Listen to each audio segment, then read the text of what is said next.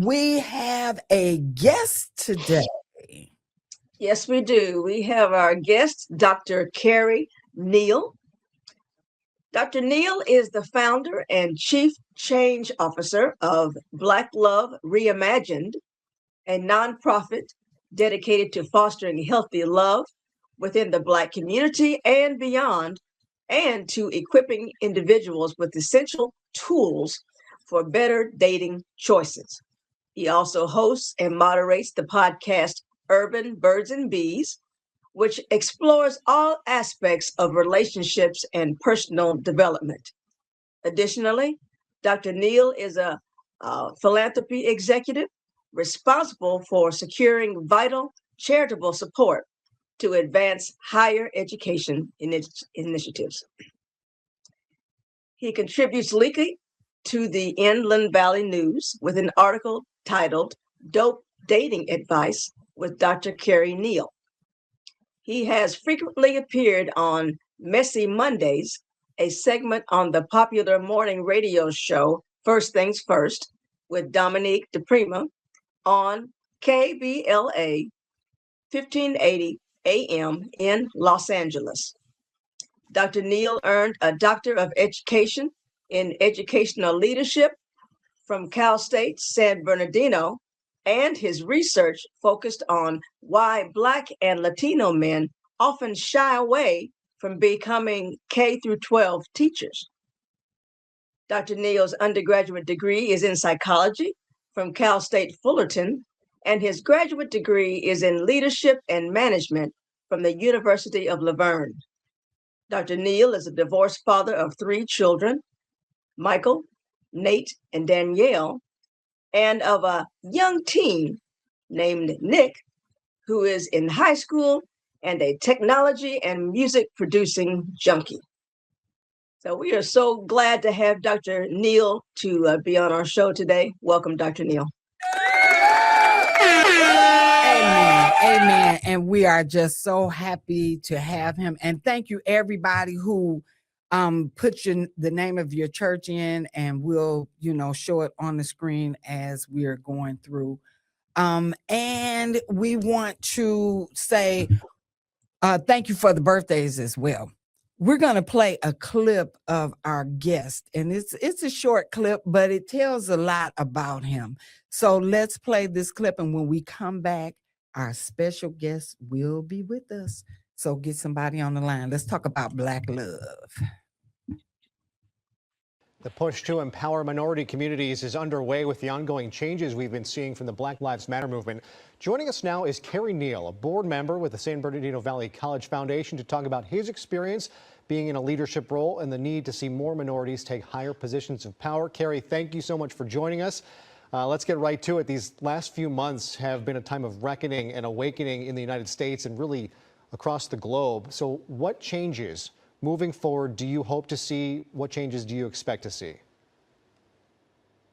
Well, first of all, I think it's fantastic of the conversations that are now taking place that we in the African-American community have longed to see occur. So this has been fantastic. So we need more conversations about some of the dynamics, some of these microaggressions, the systemic racism and discrimination that's going on, and the role that non-minorities play a role in perpetuating it.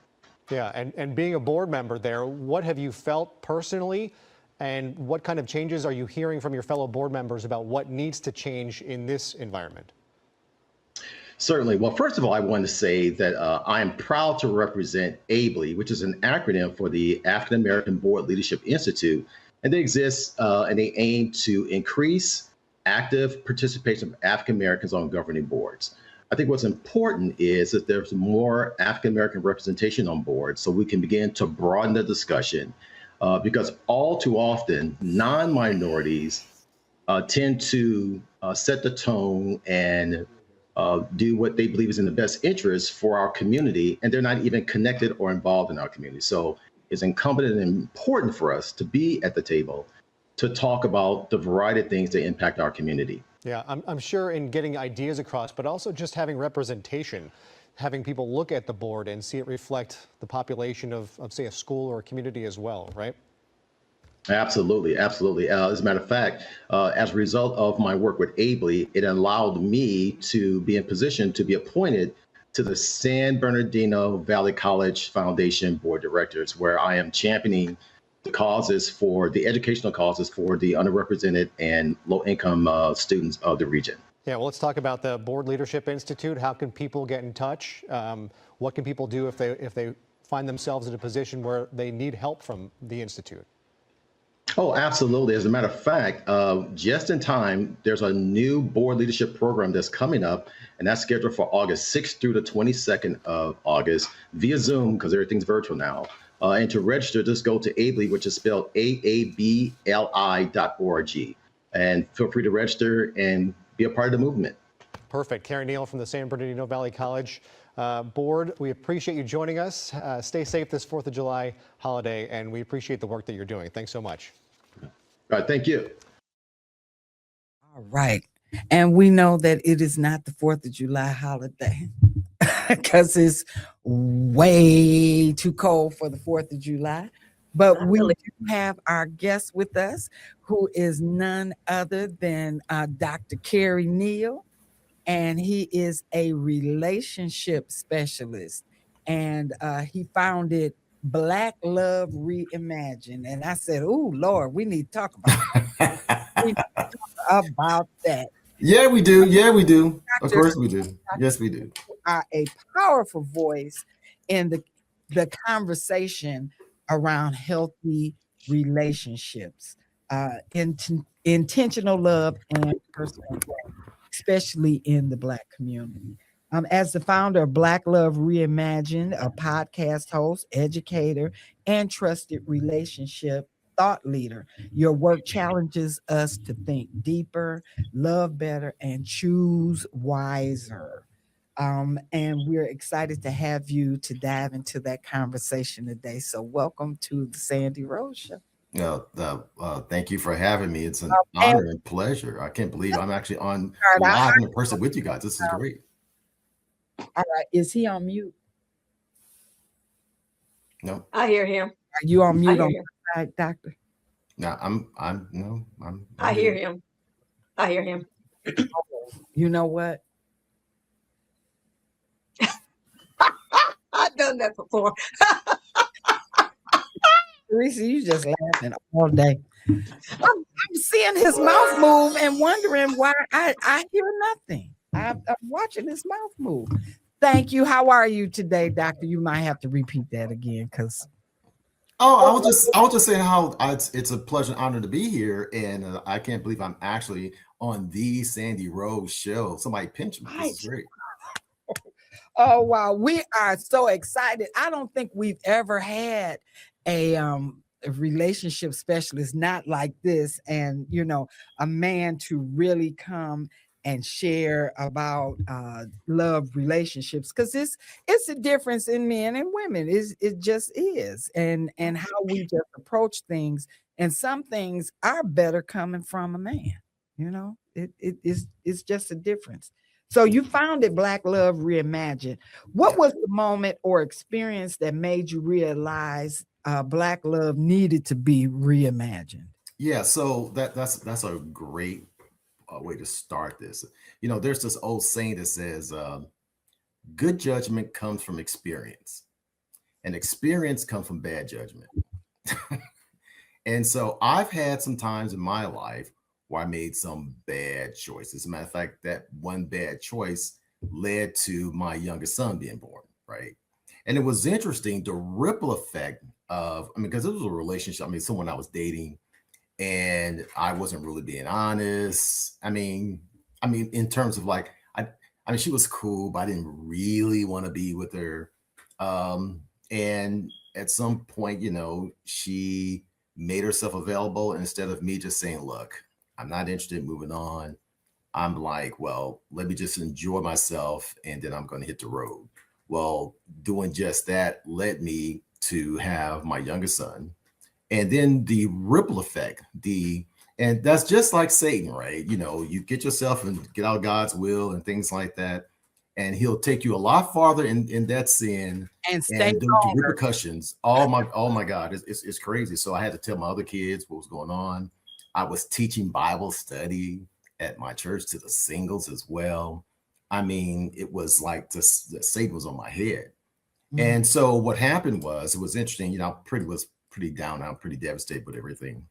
And I remember talking to some of the fellows that came up to the house who went to the church, and I was talking about, man, this is what I'm going through, blah, blah, blah. And long and behold, they were going through some similar things as well. Not necessarily getting someone pregnant and things of that nature. But then what happened was, it wasn't uncommon for me to have friends over to the house and things like that. And invariably, you get a bunch of single people together. We're going to start talking about relationships and what men are doing, what women are doing, right? And so it was interesting when I began to really thoughtfully and honestly, in a very transparent way, to share what I had gone through and what lessons learned. It was interesting. Someone else shared, then women share. And what we noticed, if we offer an emotionally safe space for us to share our truth about what we're doing, we will stop looking at each other as the enemy. Like, well, women are gold diggers and men are dogs and things like that, because there's always a story behind the story. And so at some point, now the original name of our organization was Keeping It 100. You know, that comes from the urban lexicon, you know, from back in the day. This means that, you know, be honest and transparent. And we changed the name just last year to Black Love Reimagined, because we wanted to be more specific, more intentional about what we endeavor to do. And so, as you read in the bio, Black Love Reimagined exists to strengthen and transform relationships within the Black community by cultivating emotional intelligence, personal accountability, and healthy partnership practices through honest dialogue, education, storytelling, and shared experiences like what I just did. So that's kind of how we got started.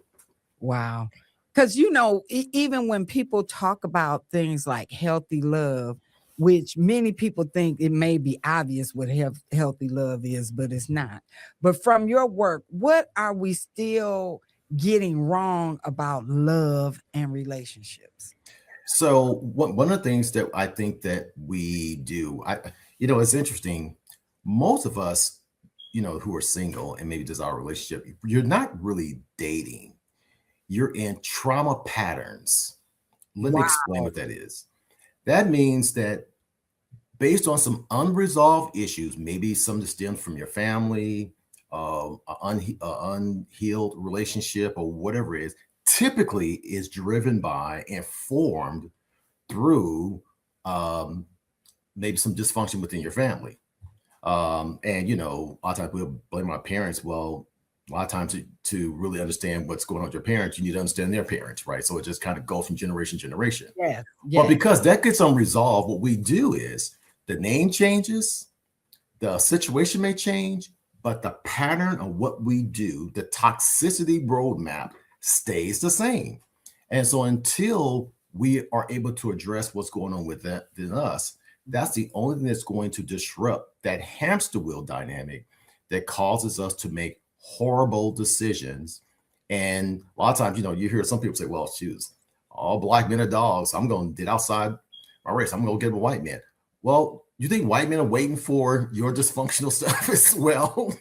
Or you're going to try a new app? It's the same nonsense that we're going to do. So what we hope to do is disrupt that. Yeah. I'm sorry, say it again. Say it again. You're taking you with you.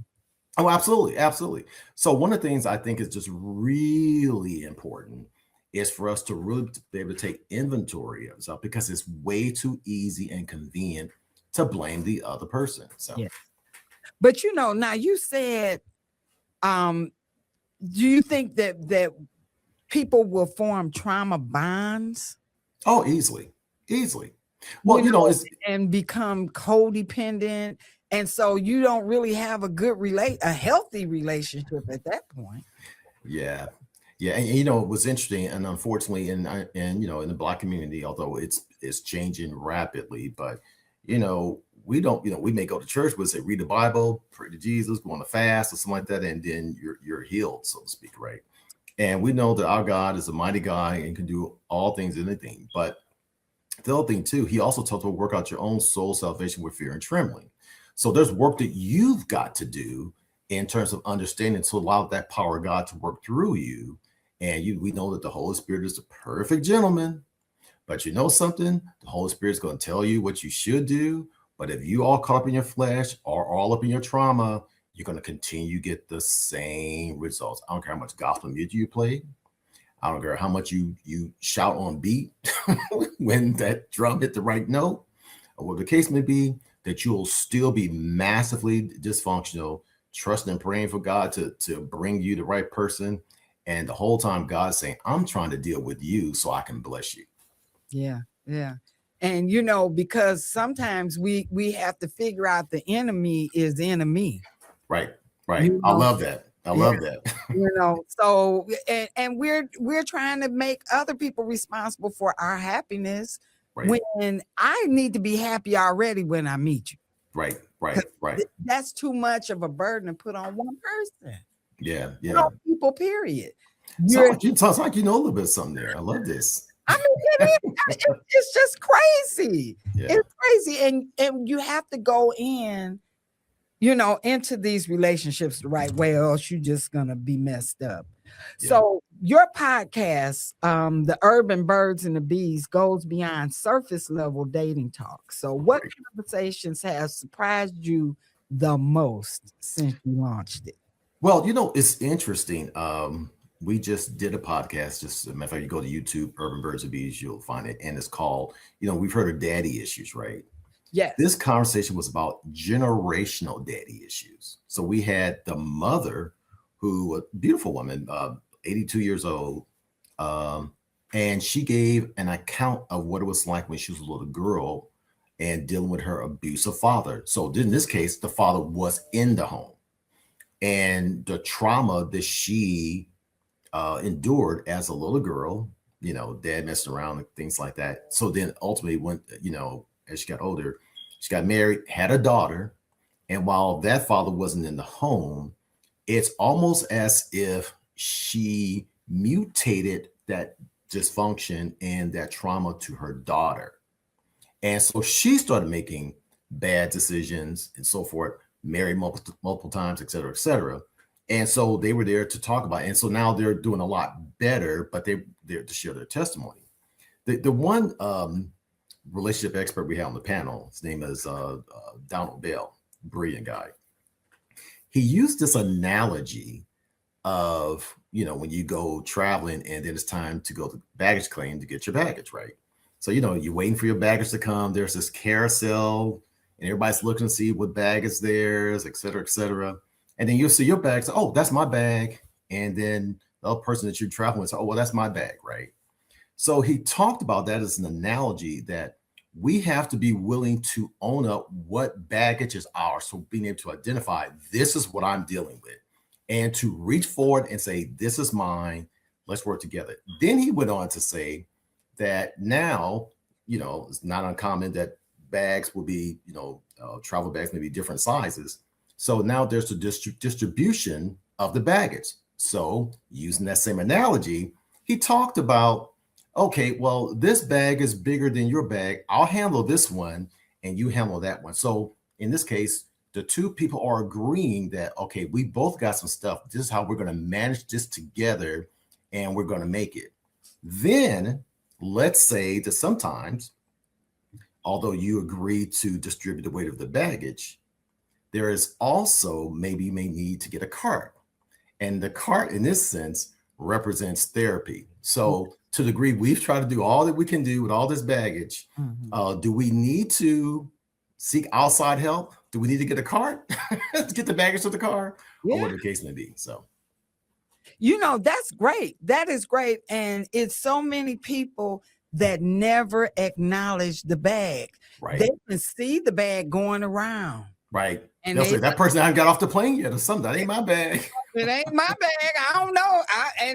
And people can tell me all the time, I don't know who bag that is. That is not my problem. So how do you get a person to acknowledge the bag?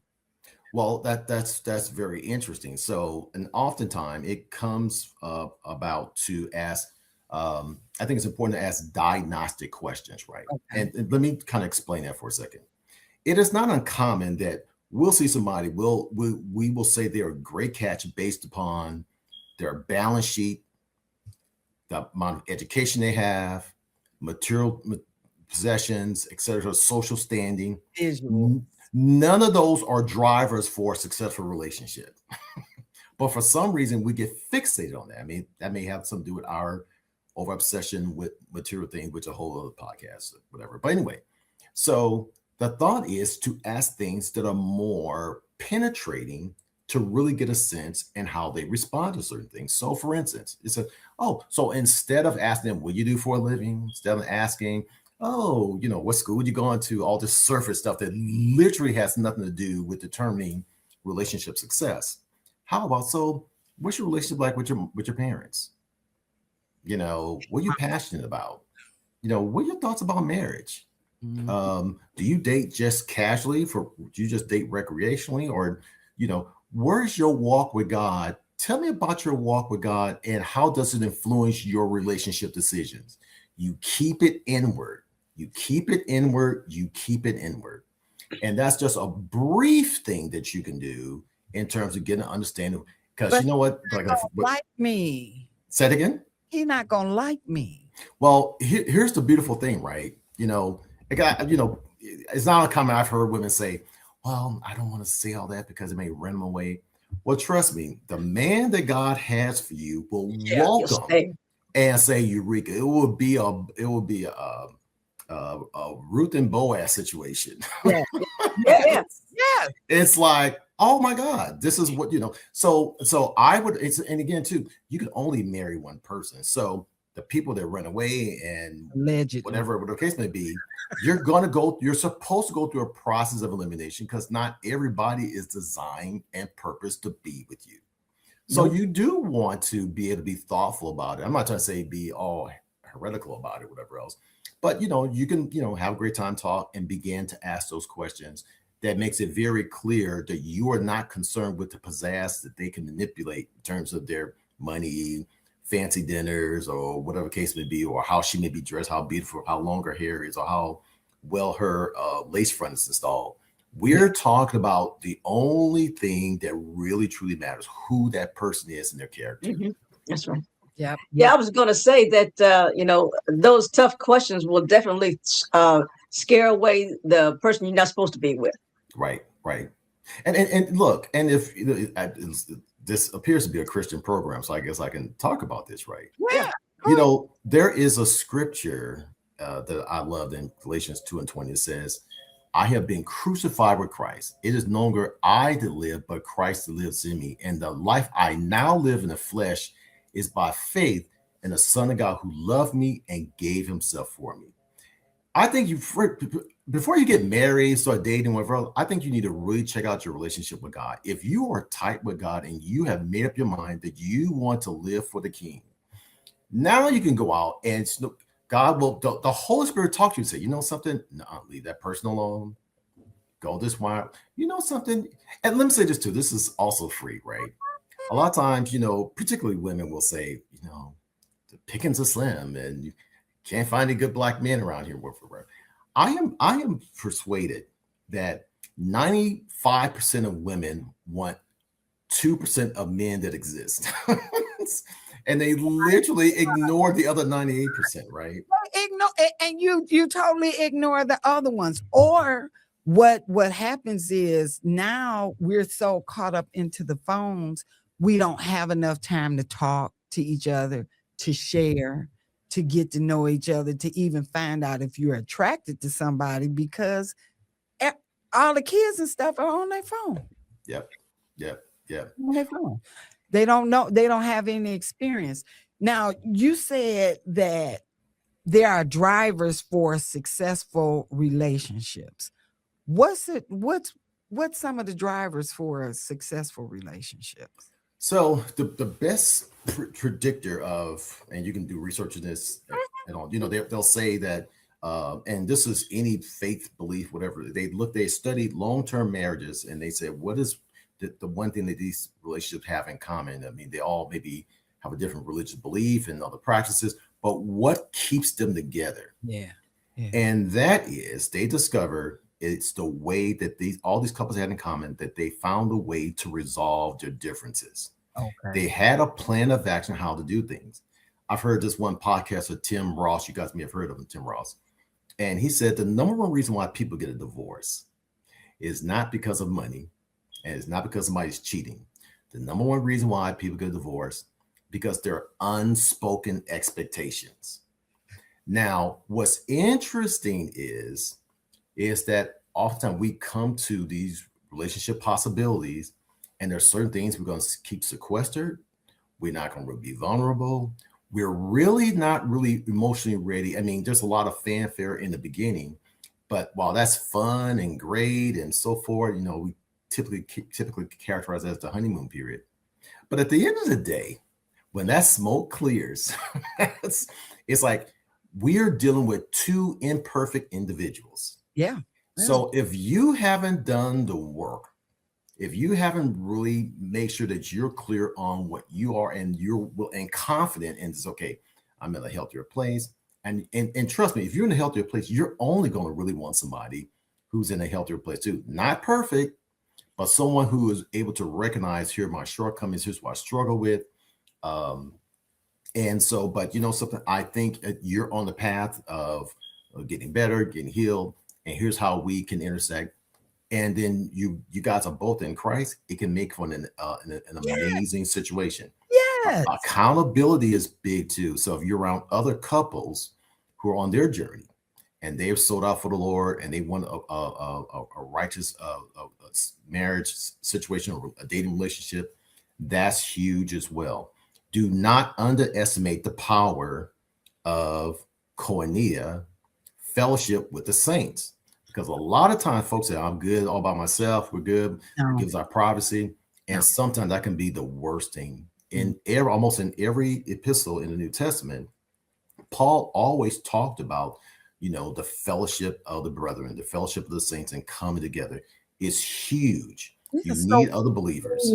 We pick up things from people, and you need to be around people that you can afford to pick up things from.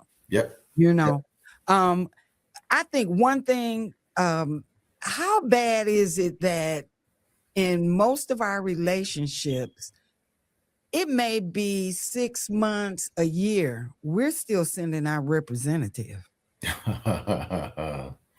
Yeah. Most of the time, think about it. It's 6 months later. He hasn't even seen me pass gas. You know what I'm saying? Yeah. And I hated to say that, but it's we're too busy being perfect. Yeah. Trying to be perfect or not being honest. It's our representative. Yeah. Because it's going to come out at some point. You're all into this relationship now, and then you find out, wait a minute, I don't even like him. Yep. That's not who he was in the beginning, Yep. And same way with men, with women, that's not who she was. Yeah. And they always told me, just go out with them and their friends, because their friends is gonna call them out. Yeah. Oh, so you being goody two shoes around her, huh? Okay. And if I can say something too, let me, because I understand women want a man who can provide, right? I get that. Provide, provision, protector, get all that right. So that's great that the woman wants the man to be that. But oftentimes, it is not uncommon that I've heard women elevate who they think they're, if I can just use this as an expression, they elevate their market value in the dating space higher because they have education and they have money and they have a house and things like that, that all of a sudden that makes them even more of a catch.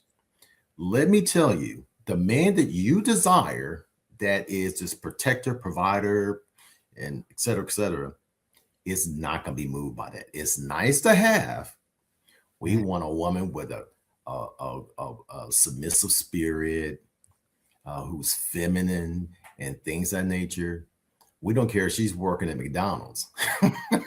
If she's attractive, keep herself reasonably in shape, and she's sort of accommodating, things like, not a run over, not somebody that we say jump and they say how high necessarily, but someone respectful and can honor them. they will get picked all day long. So I want to encourage women to stop looking at your accomplishments as though that elevates you when you're looking for a certain type of man. The person that can really resonate with a private man who probably doesn't really feel you got a lot going on, but you got it. So he'll just kind of maybe, not in every case, but there may be men who may just kind of want to be with you because of your accomplishments. Yeah. And then that's scary. Yep. Because you don't want people to say, well, I'm going to be with you because of who you are or what you are. So, a lot of times you go out and you meet people and you never say anything. And if they figure it out, they just figure it out. But if they don't figure it out, I guarantee you, if you deal with I'm not sure if you ladies are married or single or whatever, but let's say if you're single, okay. Man, you have some people. Go ahead there, Sande Rose. You go ahead. She says, I'm single. But if you keep it on character, keep it on character, who are they, how they see the world and things like that. Don't even touch what they do. I'm not saying don't ever talk about it. I'm just saying that a lot of times we use that as maybe it's easy to talk about and things like that. I would say practice not having the conversation about that and zoning on who the person is. Yeah. There are people who will date someone for 6 months, having sex with them and all kind of things. And then they'll say after 6 months, so what are we doing? You don't know. You didn't ask. You've been investing all the time. He may be thinking, oh, I thought we were just hanging out having a good time. Yeah, we was just kicking it. Yep. Well, she in the Sears catalog talking about, I done picked my dress. So that's funny. And Doctor, yeah, I wanted to say that real quickly. What about you were talking about a woman and her accomplishments. Yeah. What about a man who may feel threatened by something like that? He might not want to have a woman like that. So it's interesting, when you go on social media or you just even have these conversations, oftentimes it's not uncommon that we'll talk about things as everybody is kind of like one way. And the reality is that we're all different. We respond differently for a variety of situations where we grew up, some of our experiences and things like that, whatever else. Some man may feel as though he doesn't want a woman who's well-educated, makes a whole lot of money, because he may feel that it may not so much intimidate him, but it's going to be, well, I got another me in the house. I want somebody opposite of me. I'm already making good money. I don't want to be competing with that. I want a different frame where I see for my family. And there may be some men that may be intimidated. And let's be honest too, there may be occasion that women flex all their accomplishments. They'll let you know.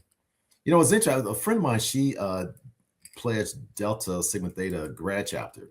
And she recorded it, I guess when you've gone through everything, there's this big showcasing that everybody comes together and there's kind of like this dance. And then there's this gathering, like over 100 women there, right?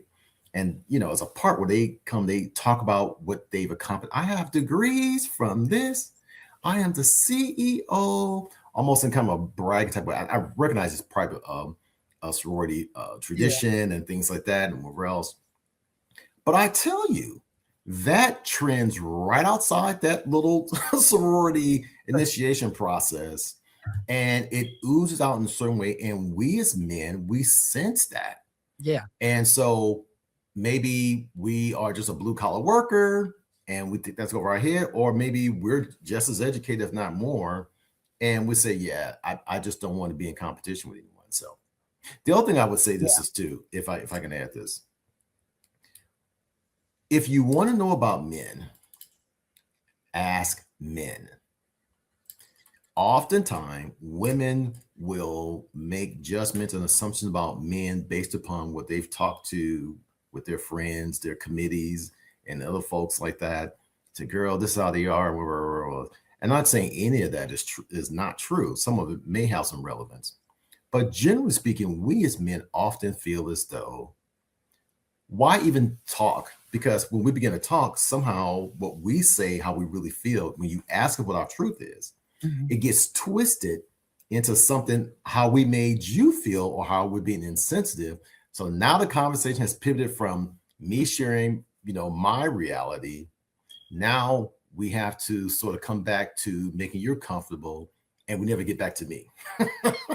And so now, you're over there sitting down, and Right. I'm over here sitting down, and we don't even talk anymore. Right. So it's like, or it's like this.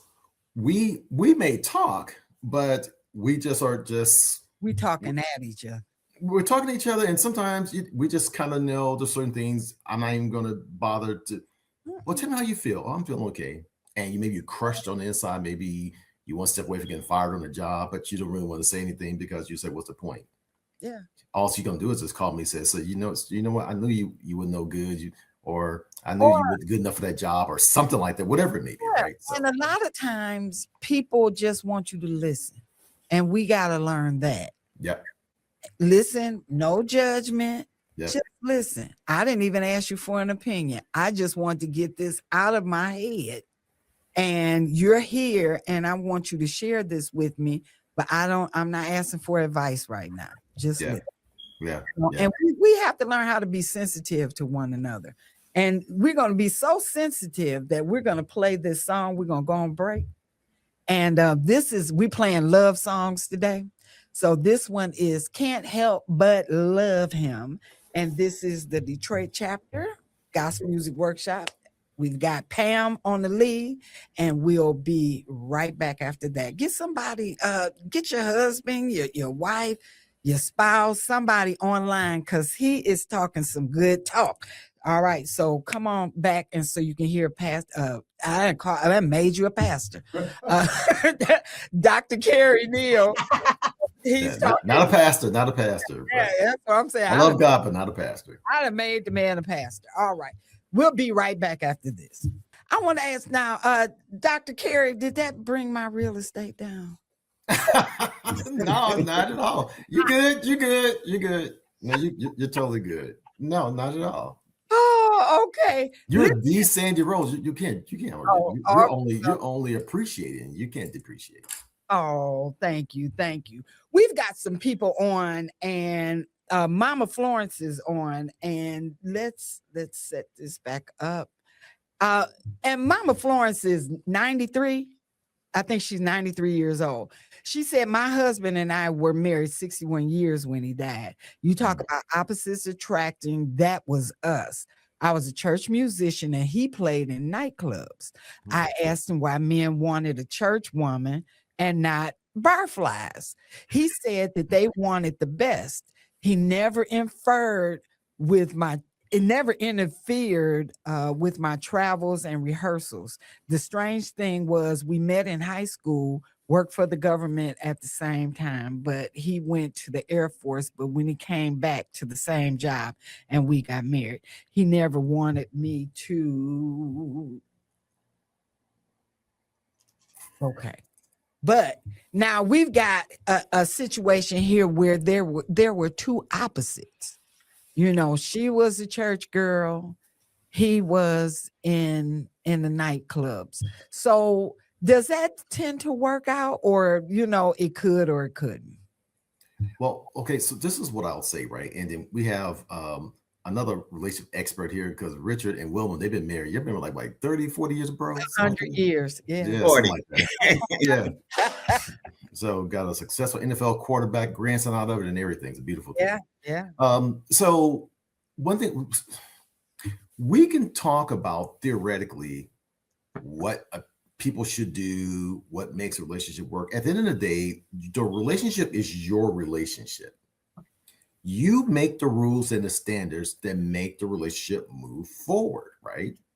So they were able to come to an understanding. This is how I roll, this is how you roll, and this is how we come together. So a lot of times, I think it's important for us to shut down and block out the noise and all the opinions that people may have, and really talk about, which is another reason why you don't let a lot of people into your marriage, your relationship, to give their 2 cents, right? Girl, I wouldn't do that. Bro, I wouldn't take that, or whatever. It's crazy, right? Exactly. I think it's important to be able to understand this is what works for us, and to be solid in that. and be impenetratable, when you're going out into the world and other places and things like that. Well, why y'all do that? We would never do things. Well, because that works for them. That doesn't have to be the blueprint for the next relationship, but it's the blueprint that works for you guys. Yeah. And that's important. What works for you guys? Right. Because it may not work, be a cookie cutter method, Right. that could work. Either if you have questions, because I do. Hey, brother Kerry, I'm sorry I'm late. I got lost in Topanga Canyon trying to get back to Chino, Oh, bro, you dealt with some traffic there. Oh, yeah. I have a question for you, Kerry. What do you think is important for you in a relationship, and what have you put in first, prioritized as time went on? So, and I can say this from being married, although I'm divorced now, what that was like, and then sort of my journey back into hopefully getting married again one day. So I think it's very important. We talk about trust, like we'll throw trust around, like you got to trust a person, which is true. But I would elevate that even a little bit higher, and I would say this: what I think is huge, and what I would prioritize, and maybe hadn't prioritized in times past, to answer your question, is the notion that make sure that the person that you're with has your best interest at heart. It's kind of like trust, but it's a slightly different. So let me explain that. Let's say that you did something, you messed up. You go, Richard, you go, Wilma, you know what? This is so messed up. I know we talked about this. I messed up. God, I know we talked about it. My bad. Please forgive me. So she may be a little mad at you, right? Mm. But at some point, she will know that I know Richard has this family best interest at heart. He is not a perfect man and whatever else. And while I'm still upset at him, he's a great guy, which, it reduces the time of how long she's going to be pissed off at you. If she keep it, letting it go long, she may be just trying to get some out of you, right? So, well, maybe I'll buy that purse from that I want to get all the time. So maybe she's trying to leverage that. But other than that, generally speaking, that when they know the person that I'm with, that is all about me, it reduces the sentencing and the imprint and the impact of the impact of the penalty. Yeah. Because they believe that, while you're not perfect, I know you stand 10 toes down for this relationship. Right. And you didn't, I don't think you're trying to hurt me. Right. Exactly. Right. Even if you hurt me, it wasn't intentional. Right. And that's people's intentions. That's what you have to get to know. Right. Because, people can make errors, but, we all make errors, but was it my intention to hurt you? Yeah. And if not, don't punish me like that, but Kerry, I want Kerry to call Wilma. She might need to hear that. Okay. Right. Now we have Brenda is online, and she put a comment in. She said, I worked at bars, and a brother told me that a real man doesn't want his woman or a wife at the bar because he knows what goes on at the bar. True, not true, somewhat true, somewhat false. Well, I think it depends, right? So let's talk about the man who may not want her at the bar. There are some men who are so protective over their woman. It's like, not that you're a piece of property, but they see you as ours. You're ours. Yeah. And they want to make sure that they are totally in control over their entire sphere of what they control over. So he wants to make sure that she can't be somewhere that he is not in position to protect her, right? Because men know men. And particularly, you got a fine wife. I mean, of course, some brother's going to try to holler at her, right? I'm going to try to get her, whatever the case may be. So there could be that. There is the other one that says, look, you know something? I know that my wife is attractive. She knows that her husband is handsome. And clearly, there may be somebody just going to try to make a pass or try to come on to him. but they are so confident in what they have together that it really doesn't matter. I'm not saying one is better than the other. I just think it just depends on how it lands with the person that you're with. So Yeah. Yeah. And now you said something, and even going back to just the title of your company, is Black love different than any other color love? well, I think we have some circumstances that are somewhat unique because we're probably the only human species that really are dealing with epigenetics.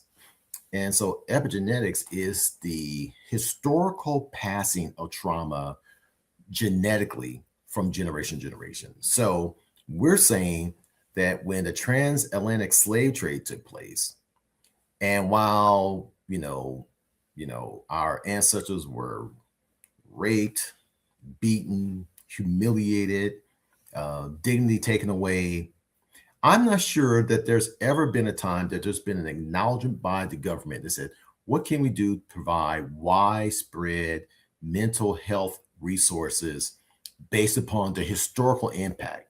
It's been like, slavery had ended, but we didn't find out until like another year later. They gave other people from other immigrants, gave them land. They were supposed to get out 40 acres in the mule. We didn't get that. No. I mean, we try to have our own economic empowerment situation in Tulsa, Oklahoma. They burnt up Black Wall Street. I mean, we can go on and on and on. And specifically, I can say in California, particularly in Los Angeles, where banks were not lending to Black people, weren't offering home loans to Black people, but they would give to everybody else. So that already puts us behind the curve, because one of the best ways to generate wealth and generational wealth is through real estate. And we were forbidden from even being a part of it. So there's so much stuff that we have to deal with, unpack. And then there are people say, well, Barack Obama was president. You had a Black president. So surely Dr. King's dream, has been fulfilled. No, there's stuff we still deal with. We talk about what's it called? Microaggressions, things that we go through, and things that happen to us that slowly but surely just kind of nitpicks and remind us, that, we're a second-class citizen, et cetera, et cetera. Now, I'm sure other ethnic groups have their situations, and I certainly don't want to downplay that and things of that nature. And and I don't mean to cut you off, but even going back to, and I don't know if you're old enough to remember the movie Claudine. And that movie, even then, they were trying to keep the men and the women, Black men, out of, if she was going to get this welfare check, she could not have that man in her house. Oh, wow. Interesting. And that was, that was pervasive. If you were on aid, you could not have a man living in your house. Yeah. So now my kids don't see a man, or they may see them come in and out, or all of that, because if I want to get this money, I can't have a man in the house. Yeah. Yeah. So that is a difference with Black love as well, because nobody else really had to go through it. Yeah. Yeah. Yeah. Brown versus Boardification. We could talk about a lot of things that were done that when we were on the process of really come together and kept the families together, and teaching at one point was a very reasonable and well sought after profession. Now people look at you kind of crazy. You're a man trying to be a teacher or whatever else, and the pay is always being considered suspect, not picking enough money. So there are a lot, I think, dynamics to sort of play into that. So, but I do think all human beings go through some sort of trauma where they're trying to balance and trying to figure out things. So I'm not saying it's unique to the Black community, but I do think there's some circumstances and dynamics that we deal with, historically speaking, that continue to impact us today. Yes. So my next question, I got something to ask. Kind of shift a little bit. Dr. Neal, so we got a situation where you got people who are married, but never really figure out exactly how to do it. And Would you maybe attribute that to maybe not having that example in their home? Say, for instance, if you don't live with a married couple, you didn't grow up that way. Um, Learning how to be a married person might be difficult. What do you think about? Yeah, for sure. Well, even today, I want to say that north of 75% of all single families in the Black community are led by Black women. So we already at that level, whether it be marriage or not, there's this pervasive, and not to mean that the father's not in the child's life at all, but in terms of really seeing a role model of seeing the man and woman together, working through life together and things like that. I didn't have that. A lot of my friends didn't have that. And while my father was around to some degree, they weren't married. So I never saw this. So I never saw that modeled. And that is not uncommon No. for us in the Black community. So, it's interesting. Donald Bell, again, another mentor of mine who was on my previous podcast, he talked about how God has always used surrogacy to meet the needs of his people. That a lot of times we think that, okay, we should have had that model man and, the husband and wife, and we saw how they did things. And so we know how to pattern our marriages after that.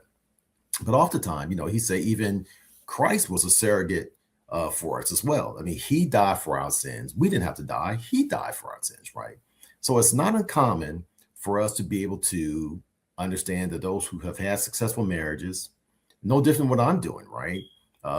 My marriage busted, but now I'm a major change agent trying to help people understand, deal with your stuff, because our future families depend on it.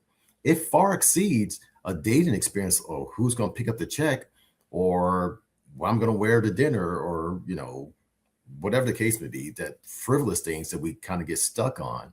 We're trying to see generational love happen within the Black community. So I just think that many of us who are married and who have learned lessons, we need to come together and we need to say, look, this is how we do this. I mean, we see nonprofit organizations like Big Brother, Big Sister, other type of advocacy scenarios. I think we need to see a lot more of that. There's this another organization called the African American Male Wellness Agency. I think they're out of Ohio, but they go around the country. They really are empowering Black men and say, look, let's talk about how you feel. And it's different between being healthy and being well. Healthy is when your numbers are all okay and things of that nature. But wellness has to do with how do you feel. And a lot of times as Black men and Black women too, because Black women, oh my God, are totally going through a lot of crazy things, right? That we don't feel good. And so how do we coexist when we're in a world that oftentimes doesn't really celebrate us, and we are constantly dealing with these innuendos that we know are stacked against us, but we're supposed to come home and there's supposed to be this harmonious experience. That's, some people are able to put off and some people don't, but we've got to come together and recognize, okay, my mom and dad didn't have it. Didn't be able to get it from there. But, my Uncle John and my Auntie Sue, they have a good relationship. Let me tag along with them. And I think this is a great place where the church also needs to be able to fill in the gap as well. Not just read the Bible, not just we're going to go on a 3-day fast, but really come together. I mean, Richard, you and Willa, bro, y'all should be blazing a trail over at St. Stephen's, bro. And saying, look, I'm saying, we're not perfect, but we've been together 40 years. So we know a little bit of something. Right. Yeah, they got something right. And they still smiling at each other. So yeah. So as a divorced father, how has your personal journey reshaped the way you talk about love, commitment, and accountability? Ooh, one of the things that I do is once I really begin to understand how my parents not being together, how flawed I was as a father, and then how they trickled over to my dating experience. I'm going out with this one girl, the kids see it, and said, don't say, and the other woman will come around, don't say anything to him. I'm this whole thing, and I got a daughter, and I'm just teaching her, wow, so all men are dogs. You can't really trust them. And see, my sons, they're like saying, wow, and they began to really understand, wow, they give us these Christmas gifts, but they're probably thinking like they're gonna be our stepmom. Dad, you kind of deceived. All this kind of crazy stuff. So there's a lot of regret, obviously, that I dealt with, but I went back to my kids, and they, they're in their early 20s now. They share their thoughts. I said, I'm sorry. I'm sorry. I didn't know I was dealing with my own dysfunction, but I'm going to be a better man.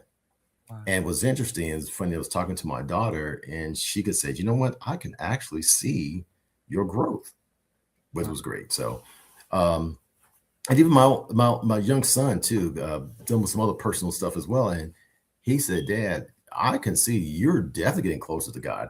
He said, well, he said, it wasn't that God was important, but this is my son, 14-year-old son, saying this to me. He said, but I see you putting in the effort that it really takes when God is number one.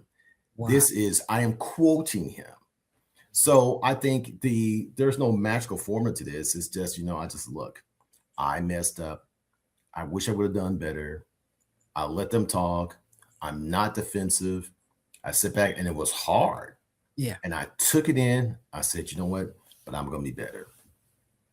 And and I'm going to ask this question, and I'm trying to put it in a friendly way.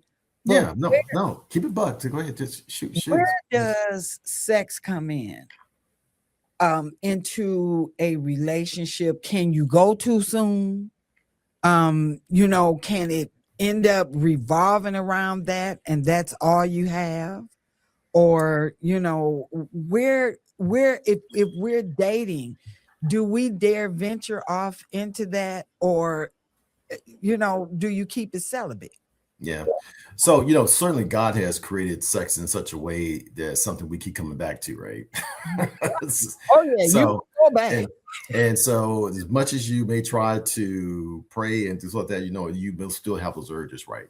Well, one of the things I think it's important to try to refrain from premarital sex, aside from the Bible giving very specific instructions not to do it. But let's talk more practical. That if you indulge into sexual activity while you're in the process of trying to determine if this person is for you, now what you've done is you really blurred the lines, meaning that it's like, okay, well, that red flag, that's not really a red flag. It's probably more pink. It's not really, you start to compromise and recalibrate their dysfunction in such a way and make excuses because the sex is so good, right? Yeah. And so there those things as well, but that's on both the men and the women's side. Now, you may argue that women may be more susceptible to it, whatever else, but men can get pretty strung out too on the piece as well. So this type of stuff happens, and so those are things that are great. So one reason why, and just because you both are Christians don't mean nothing's going to happen, right? I think that it's important to try to cultivate a relationship where you guys can do things where you can try to keep temptation at its at the minimum. Yeah. Always still happen and things like that. And if you slip and fall, repent, just learn from it and just kind of move on. But to actively, practically, intentionally engage into sexual activity and you're not married, and this is not just if you're a Christian, I'm saying if you're just doing it as part of the process of evaluation and things like that, I'm going to go out on a limb and say that you don't really have a full picture because you can't, because you're overstimulated by sex. And because sex is so powerful, which is one reason why God wanted to be done within the context of marriage. Yes. Where it's safe and it brings the two closer together. We've all heard about soul ties and things like that, and whatever else. I'm not well versed on it, but certainly, having interactions with the opposite sex, multiple people. You're depositing, and it's spirits. Yep. And it's made for connection. Yep. It's made to, and so what happens when you're connected to the wrong one? Yeah. Yeah. You just connected yourself to the wrong one. And you just, like Larry said, emotions are all over the place. Yeah. Now you stalking, you you doing all kinds of crazy stuff. Well, and I think the other thing too that amplifies this makes it even more difficult. Even if we're trying to say, okay, we're going to stay. I mean, we look at the music, we look at the movies. It is everywhere around us. It oozes. Social media, everything is somehow sexualized. I watched the most recent Stellar Awards, and I just kind of looked at it. I was like, huh. I was like, I couldn't know it was the Grammys, the BET Awards, those Stellar. It's like it's all over the place now, right? So I'm just saying that we are in a culture that's next level when it comes to sexuality and the freedom thereof. Yeah, And I'm not really sure if that's a good recipe for solid relationships. Express myself, and I think, even being in God, we shouldn't, we shouldn't. What I want to do right now, this is going to be really quick, is to give you a speed round. Want to do it? Okay, cool. Okay. All right. Coffee or tea? Tea. All right. Love or logic? What leads first? Logic. If I go on the first date, is it a dinner or activity? Likely dinner. Okay. What is the red flag that you spot instantly? Ooh, that's a great question. Wow. What's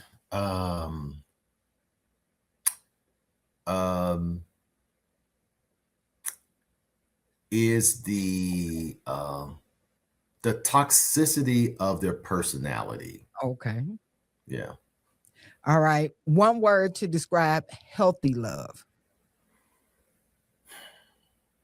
Accountable. So are you texting or talking on the phone? Oh, talking definitely. Do you want to do a book or a podcast? Oh, that's hard.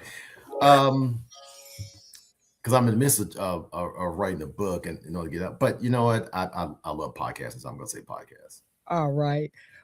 Biggest dating myth that people still believe. Oh, I think that if they take you to a really nice restaurant, oh, you know what? Yeah, everything's going great. This is going to be my husband, or Yeah. One habit everyone should break in relationship. Ooh, these are some great questions. One habit that people should break in relationship or dating? Well, as you date. Okay.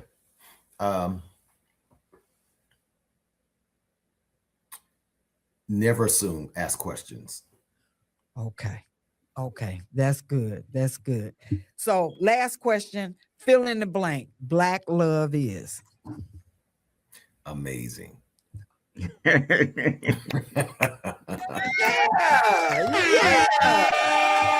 That's the only way to go, baby.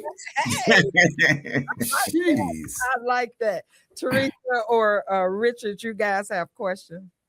And Kerry, explain this statement. I know you probably heard this many a times. I don't like her, but I love her. Well, okay, so it's two things about that, right? So I could make an argument that is that when you get married, you should be more in like with your spouse than in love with your spouse. So let me explain that. So love means you appreciate them, they're wonderful, they're sacrificial to you, and whatever else is great. But when you like somebody, you want to be around them. You want to do things. So there's a practical existence daily that no matter what, I just want to be in that person's space, no matter what's going on. It's like I just enjoy their presence. So yeah, I mean, I like friends. I love my mother to death and whatever else. Trust me, I got like 30 minutes I want to talk to her. And it's okay. I gotta get ready to go now. So. And see, and I did just the opposite. I was talking to my sister, and I told her, I said, if you weren't my sister, I would still want you to be my friend. Mm-hmm. And that's because you like them. Right. you know, you find something in common. Teresa, did you have a question?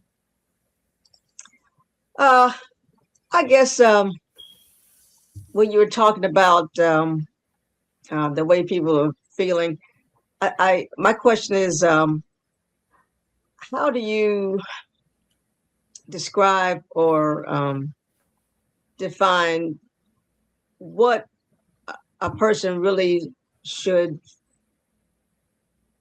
feel, you know, when you're dating? I mean, what is the biggest thing they should feel? Oh, so feelings can be tricky and deceitful Mm-hmm. because feelings can be sort of based, you know, like, wow. And then two, you don't know if you're trauma bonding either. So trauma bond will totally you think that chemistry is, oh, this is great. And then when you kind of not trauma bonding anymore, you're like wondering why I'm with this person, right? I'm very clear that it's gotta be about what the person is willing to do that really doesn't necessarily have an emotion attached to it. To what degree that they are going to sacrifice for me, how much they respect, like for the man respect.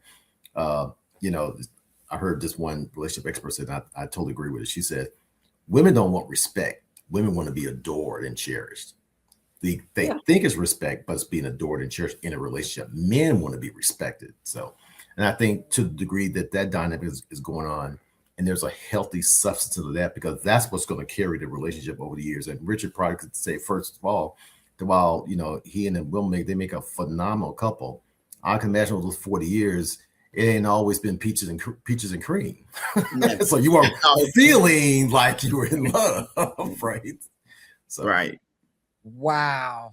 Now that you just shed a lot of light, that women want to be adored and cherished and men want to be respected. yeah, we throw around respect all day long because, you know, we as a people, we haven't been respected, so we kind of bleed it over everything.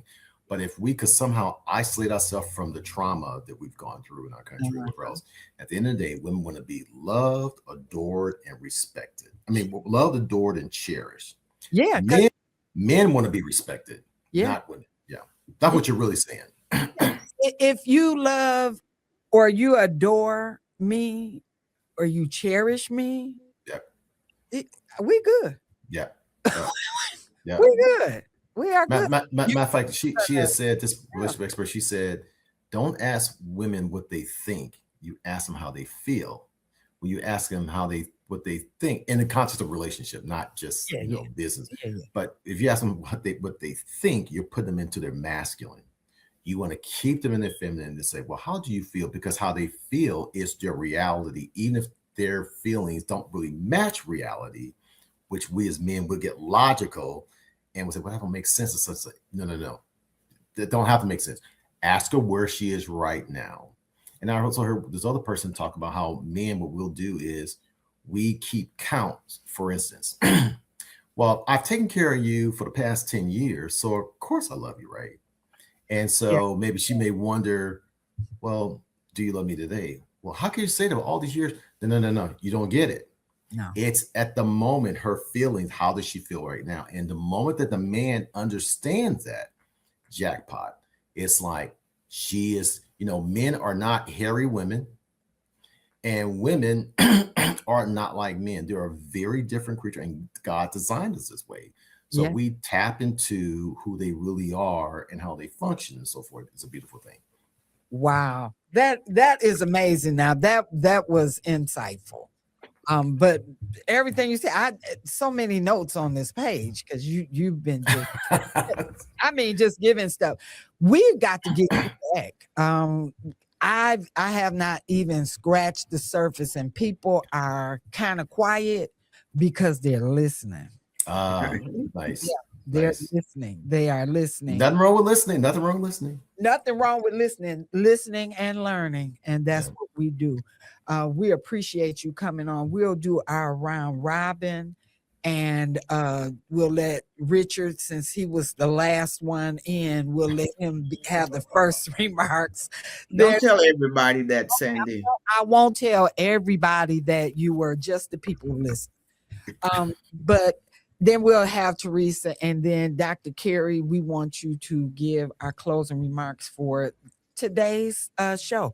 And before we go any further, I wanted everybody to know that the groundhog did see his shadow today, and there will be 6 more weeks of winter. Oh my God! Shoot. Yeah. Oh, Punxsutawney Phil. Hey, look, it's 85 degrees out here on the West Coast, so we good. What'd you say? So you good? I'll We come good. back. I'll Yeah. come back. Richard. Oh, yes. Well, thank God again for this opportunity. Thank you, Sande Rose, for giving me the opportunity to be here with Teresa and my big brother, Kerry. He is a tall, dark, handsome young man. I have to look up to him. He looks good even when he don't wear socks. But Kerry, for 40 years, having you on the show today, I want to start all over and see if I can correct what I did wrong. Just listen to some of the things I did. But no, you are a great guy. I'm very proud of you. Kerry used to sing next to me in the choir. And I got my notes from Kerry. I hope you kept him on, Dr. Kerry. I hope you kept him on. Yeah. But thank you, Dr. Kerry Neal. Yeah. All right. You're welcome, man. You're welcome. All honor, bro. Thank you for the invitation to come to the show. I would have known by if it wasn't for Richard. So it's a beautiful thing. Well, listen, we love it. We love it. Teresa? Yeah. So again, thank you so much for being our guest today. You know, we just talked about that last point, how women wanted to be adored and men want to be respected. But I think the issue is that when neither one knows that, he doesn't know how to adore her. Like you said, I do this, I do that. And a woman doesn't know, about that with a man. So I think that's the problem. A problem that people suffer with. But anyway, again, thank you so much for being here. It's been very insightful. And we just do appreciate what you're doing for the Black community, and just ask God's blessings on your endeavors. Oh, thank you. My honor and pleasure. It's a pleasure to be. I'm glad that I'm able to say something that you found useful. It's great. Listen, you have been just opening up eyes. Trust me. Thank you so much. Did you have some closing remarks for today's show? One thing I'll say is, Teresa, you talked about people don't really know how to do certain things. One thing I'll suggest, I think if you go to YouTube, there's this show called Couples Therapy. You can probably find YouTube Couples Therapy, and the therapist's name is Dr. Orna. And what she does is she talks to a variety of couples, and you get a front row seat into a therapy session between two people who are married, and you hear about all kinds of. Trust me, it is a lesson in and of itself. So that's one way to do things. But let me kind of throw this out to you. You guys in Detroit, right? You can, was it I-75 from Flint to Detroit? I-75, I think it is, right? Yeah. You can drive to Flint and back to Detroit 200 miles an hour 10 times, okay, in a day. And it won't prepare you for the Indianapolis 500. Yes. Okay. Yes. Because the Indianapolis 500, although they may be going 200 miles an hour, is a very different race. Yes. Than you driving up and down the freeway from Flint to back to Detroit. This also is a nugget I get from my mentor, Donald Bell. The thought is that a lot of times we may feel as though that we need to have it all together before we get married, and things of that nature. While there are certain things certainly that you do need to do in terms of, make sure you're more emotionally available, things like that, addressing your triggers and things of that nature, very important. But at the end of the day, marriage, as you can talk to anybody that's married, is very different from dating. Yeah. And so just understand that maybe some people may be just kind of waiting around to get married. Well, I don't know if I'm ready. Well, there's no real way to practice danger. It is what it is, right? So it's very important just to understand there's two different worlds. But certainly one thing that is very important in marriage is to, and I've learned this, after being divorced and talking to lots of successfully married people, is that the two individuals should always be in a race to see how they can outdo each other, doing for each other and sacrificing for each other. Try to out sacrifice the other person. And trust me, if two people are doing that, it allows for an amazing relationship. That will be my closing remarks. I can see that. I can see how that would work. Thank you so much. And we got to have you back on the show because you gave us so much insight for today. So thank you so much. Thank you, everybody that tuned in. We hope you got something. Well, we know you got something. Pass this on to your friends. Maybe they need some information about relationships. So pass this video on to your friends. Post it on your page. Remember to like and share. We'll be right back here tomorrow with Bishop Ed Smith. And I know you all, if you all got scared like I did, I was like, Ed Smith. But this is Bishop Ed Smith from California. So we are happy to have him on tomorrow. So tune back in tomorrow and you'll see Bishop Ed Smith. Thank you so much, Dr. Kerry. You have been a joy. Thank you for sharing. Thank you, everybody, for tuning in. Come back here tonight, 8 o'clock, and Press Release Live.